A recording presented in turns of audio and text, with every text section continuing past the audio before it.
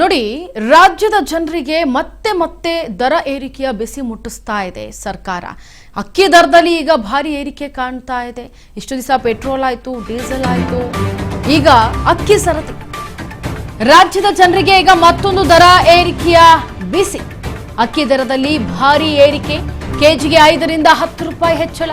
26 KG ಚೀಲದ ಮೇಲೆ 150 ರೂಪಾಯಿವರೆಗೆ ಹೆಚ್ಚಳವನ್ನ ಮಾಡಿದ್ದಾರೆ.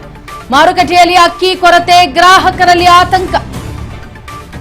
ಲಭ್ಯತೆ ಕಡಿಮೆಯಿಂದ ದಿಢೀರಂತ ಏರಿದ ಅಕ್ಕಿಯ ಬೆಲೆ. ನವೆಂಬರ್ ವರೆಗೆ ಮಾತ್ರ ಸ್ಟಾಕ್ ಇದೆ ಅಂತಿದ್ದಾರೆ ವ್ಯಾಪಾರಿಗಳು. ದಿನದಿಂದ ದಿನಕ್ಕೆ ಹೆಚ್ಚಾಗ್ತಾ ಇರುವ ಅಗತ್ಯ ವಸ್ತುಗಳ ಬೆಲೆ. ಮಧ್ಯಮ ವರ್ಗದ ಕುಟುಂಬಗಳು ಮಾನಸಿಕ ಬಜೆಟ್ ಅಥವಾ ಮಾಸಿಕ ಬಜೆಟ್ ಅನ್ನ ಹಾಕೋದಕ್ಕಾಗ್ತಾ ಇಲ್ಲ. ಅವ್ರ ಕೈಯಲ್ಲಿ ಮಾನಸಿಕವಾಗಿ ಕುಗ್ತಾ ಇದ್ದಾರೆ. ಒಂದು ರೀತಿ ದರ ಏರಿಕೆ ಆಗಿರುವಂತ ಈ ಒಂದು ಬಜೆಟ್ಗೆ ಮಾನಸಿಕ ಬಜೆಟ್ ಅಂತ ಹೆಸರಿಟ್ಟು ತಪ್ಪಾಗ್ಲಾರ್ದು. ಯಾಕಂದ್ರೆ ಮಾನಸಿಕವಾಗಿ ಜನ ಕುಗ್ಗಿ ಹೋಗ್ತಾ ಇದ್ದಾರೆ. ಎಲ್ಲೋ ಒಂದು ಕಡೆ ಕುಗ್ಗಿ ಹೋಗ್ತಾ ಇರುವಂತಹ ಹಿನ್ನೆಲೆಯಲ್ಲಿ, ಮಾನಸಿಕವಾಗಿ ಕುಗ್ತಾ ಇರುವಂತಹ ಹಿನ್ನೆಲೆಯಲ್ಲಿ ಈ ಬಜೆಟ್ ಈ ತರ ಆಗ್ಬಿಟ್ರೆ, ದರ ಏರಿಕೆ ಆಗ್ಬಿಟ್ರೆ ಯಾವ ರೀತಿಯಾಗಿ ಜನ ಬದುಕೋದು ಅನ್ನೋದೇ ಈಗ ಯಕ್ಷ ಪ್ರಶ್ನೆಯಾಗಿ ಎಲ್ಲರಲ್ಲೂ ಕಾಡ್ತಾ ಇರುವಂತಹ ಪ್ರಶ್ನೆ. ಸದ್ಯ 26 ಕೆಜಿ ಚೀಲದ ಮೇಲೆ 150 ರೂಪಾಯಿವರೆಗೆ ಹೆಚ್ಚಳವನ್ನ ಮಾಡಿದ್ದಾರೆ. ಅಂದ್ರೆ ಜನ ತರಕಾರಿ ತೆಗೆದುಕೊಳ್ಳಕ್ ಹೋದ್ರು ಅಲ್ಲಿ ದರ ಏರಿಕೆ. ಈಗ ತಿನ್ನೋ ಅನ್ನದ ಮೇಲೂ ಕೂಡ ದರ ಏರಿಕೆ ಹಾಕ್ಬಿಟ್ರೆ ಯಾವ ರೀತಿಯಾಗಿ ಜನ ಬದುಕೋದು, ಯಾವ ರೀತಿಯಾಗಿ ಖರೀದಿ ಮಾಡೋದು? ಮಧ್ಯಮ ವರ್ಗದವರು ಏನ್ ಮಾಡ್ತಾರೆ? ಅವತ್ತಿನ ದಿನ ಕೂಲಿ ಮಾಡಿ ತಿನ್ನೋ ಅಂಥವ್ರು ಏನ್ ಮಾಡ್ತಾರೆ?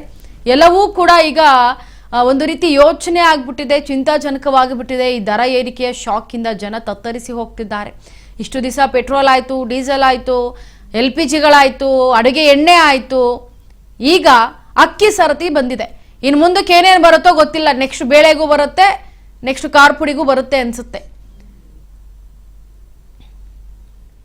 ಇದ್ರ ಬಗ್ಗೆ ಮತ್ತಷ್ಟು ಡೀಟೇಲ್ಸ್ ಅನ್ನ ಕೊಡೋದಕ್ಕೆ ನಮ್ಮ ಪ್ರತಿನಿಧಿ ರವಿಚಂದ್ರ ದೂರವಾಣಿ ಸಂಪರ್ಕದಲ್ಲಿ. ರವಿಚಂದ್ರ, 26 ಕೆಜಿ ಚೀಲದ ಮೇಲೆ 150 ರೂಪಾಯಿವರೆಗೂ ಹೆಚ್ಚಳ ಮಾಡಿರೋದು, ಈಗ ಅಕ್ಕಿ ಬೆಲೆ ಈ ರೀತಿ ದಿಢೀರಂತ ಏರಿಕೆ ಆಗೋದಕ್ಕೆ ಕಾರಣ ಏನು?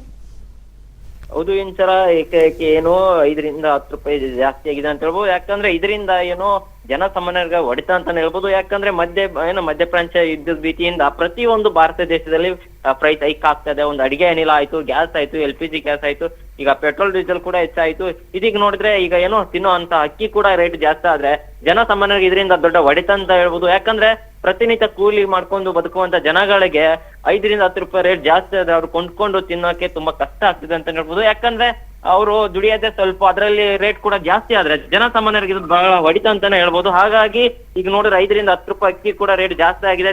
ದಿನಕ್ಕೆ ಹೆಚ್ಚಿರುವಂತ ಅಗತ್ಯ ವಸ್ತುಗಳ ರೇಟ್ ಜಾಸ್ತಿ ಆದ್ರೆ ಇದು ಏನು ಸಾಕಷ್ಟು ಜನರಿಗೆ ತೊಂದರೆ ಆಗುತ್ತೆ. ಒಂದ್ ಕಡೆ ನೋಡಿದ್ರೆ ಮಧ್ಯಮ ವರ್ಗದ ಕುಟುಂಬಗಳ ದೊಡ್ಡ ಹೊಡಿತ ಅಂತಾನೆ ಹೇಳ್ಬೋದು. ಇನ್ನು ಹೋಟೆಲ್ ಕ್ಯಾಟರಿಂಗ್ ಉದ್ಯಮಗಳು ತಟ್ಟಿದೆ ಅಂತಾನೆ ಹೇಳ್ಬೋದು. ಯಾಕಂದ್ರೆ ಅವ್ರು ಅಕ್ಕಿ ರೇಟ್ ಜಾಸ್ತಿ ಆದ್ರೆ ಈಗ ಅವರು ಹೋಟೆಲ್ ಬಿಸ್ನೆಸ್ ಮ್ಯಾನ್ಗಳು ಕೂಡ ಅವರು ರೇಟು ಈಗ ಏನೋ ಜಾಸ್ತಿ ಮಾಡ್ತಾರೆ. ಹಾಗಾಗಿ ಇದು ಪ್ರತಿಯೊಂದು ಹೊಡಿತ ಬೀಳೋದು ಜನಸಾಮಾನ್ಯರಿಗೆ ಇಂಚರ.